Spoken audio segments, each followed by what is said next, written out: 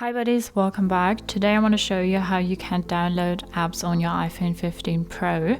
For that you want to go to your App Store, and now we have our For You page here.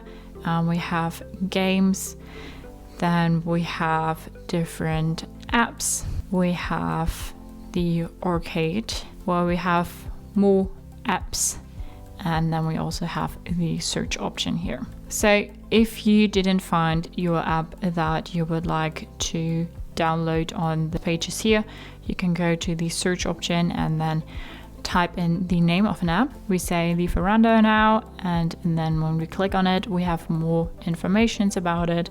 We have ratings and reviews, and if we want to download that app, we can click on the little cloud here. Now we can open it through the button here, or we go back and then the Veranda is on our home screen here. So now we can go ahead and use this app as we like. You can do that with any other app as well. So that's just really quick and easy how you can download apps on your iPhone 15 Pro. Hope you liked it, hope it helped. If so, thumbs up, share and subscribe, and I hope to see you next time. Bye.